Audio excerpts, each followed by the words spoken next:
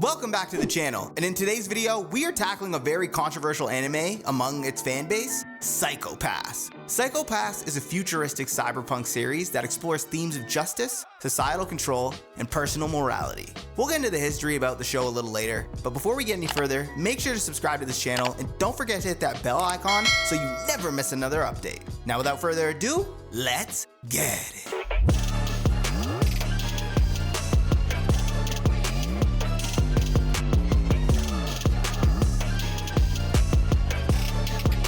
Psycho Pass first aired on Fuji TV's programming block on October 12, 2012, eventually running until March 22, 2013. The show's initial run sparked a great deal of conversation about its dark themes and social commentary. Unlike many anime titles that stem from manga, Psycho Pass is an original work produced by Production IG, with writer Gen Urobuchi heavily involved in crafting the overall premise and story direction.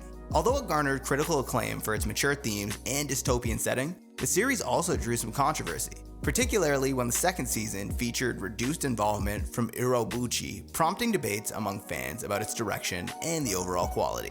The first season alone running for 22 episodes. So let's get into the story. In a future world where everybody's brain gets scanned by something called the Sybil system, this system checks your brain waves to see if you might crash out and do crimes if your crime coefficient number is too high, resulting in anyone with a high crime coefficient being labeled a latent criminal and forced into treatment or confinement. Stepping into this environment, rookie inspector Akane Tsunemori, on her first day, rolls up all excited. But guess what? She meets the enforcers, who are basically half cops, half latent criminals. Damn! Basically, their auras got so dark that the Sybil system said, nah, you're criminals, but y'all gotta help out the inspectors fight crime. Talk about a walking L and a W at the same time. Akane's first mission goes from lit to messed up real quick. She and the crew chase this creepy dude, Nobuo Okura, who's out here doing all kinds of trash. Enforcer Shinya Kogami tries to bust him with a Dominator gun. It's a futuristic gun that reads your vibe, then decides if you get paralyzed or turned into dust. So Okuru gets smoked, but the victim's aura also spikes. She's freaked, so the gun says to execute her as well. Kogami's about to do it when Akane's like, nah! She blasts Kogami with a paralyzer beam, saving the victim. Afterwards, Akane's all sad and wonders if she's messed up. Kogami's in the hospital because she zapped him good, and the older enforcer, Tomomi Masaoka, tries to chill her out. He's super fatherly, but also kind of snarky. Akane visits Kogami, who's like, dead ass? You did fine, no biggie. So Akane feels better, and she moves on, thinking that maybe she can do this job without losing her own mind.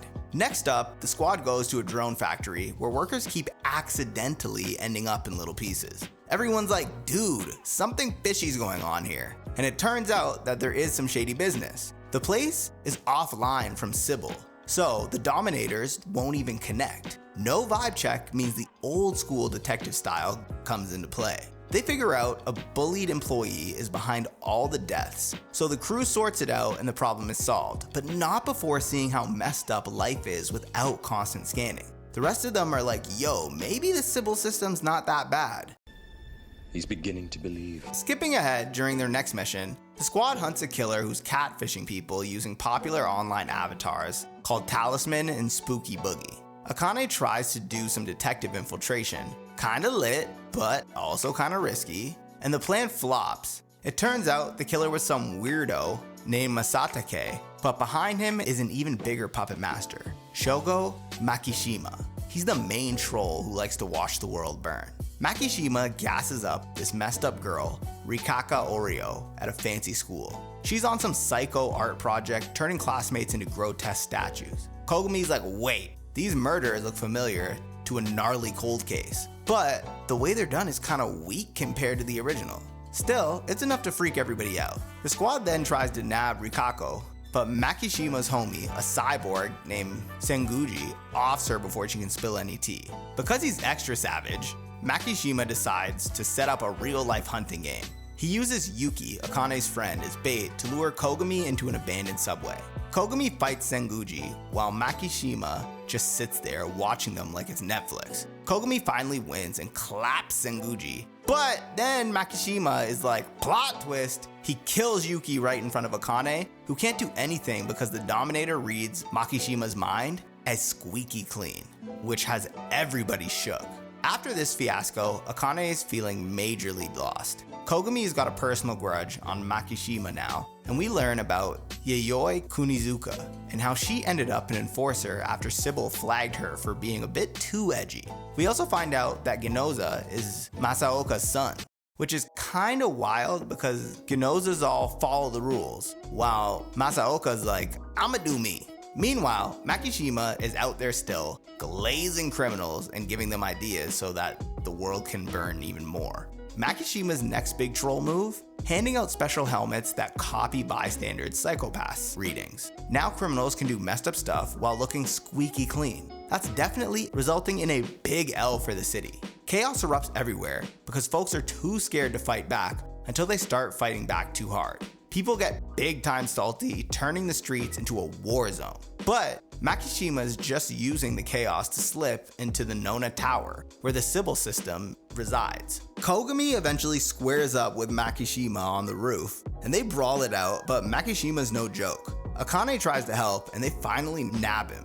Meanwhile, Kagari sneaks into the basement to see what's up. Spoiler, he finds out the Chief is basically a cyborg controlling Sybil's secret. The Chief then kills Kagari with a hack Dominator. Elsewhere, Makishima gets locked up, but gets an offer from the Chief, aka the Sybil system. Join us, bro, we only want the best for you. But Makishima's like, fam, this is not lit, miss me with that shit.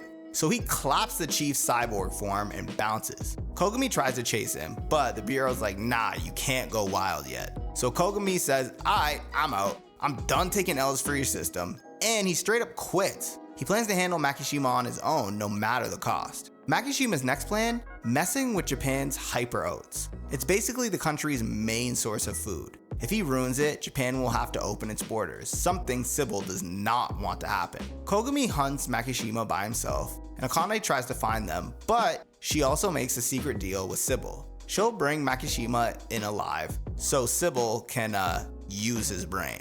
Eventually, they all meet at a Hyper Oaks factory, and Kogami's like, we can't let Makishima wreck this place. So he sneaks in while Akane tries to cut the power. Masaoka gets dusted saving his son, Ginoza, from an explosion.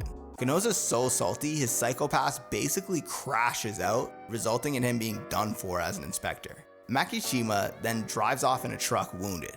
Kogami continues to chase him, and Akane tries to stop them with a special Dominator setting, but can't keep up. The truck crashes, and Makishima is like, I guess I'm taking the L. Kogami is all like, no mercy, and ends him with a bullet. Game over. In the aftermath, Akane tells Sybil she knows they're shady, and Sybil's like, we see you, but we still need you. 2 months later, a new inspector shows up, bright-eyed and clueless. Ginoza's now an enforcer, tough break fam, and Kogami is AWOL, living that solo life on a boat or something, probably sipping iced tea and brooding.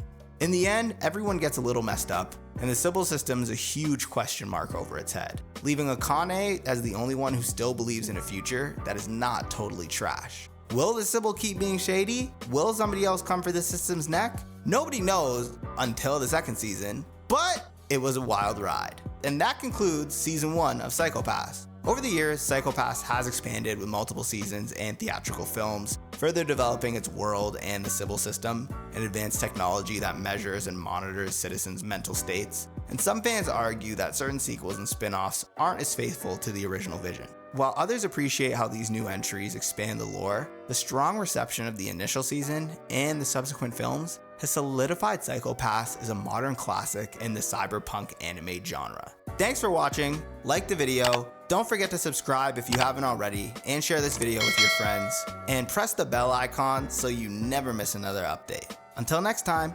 peace.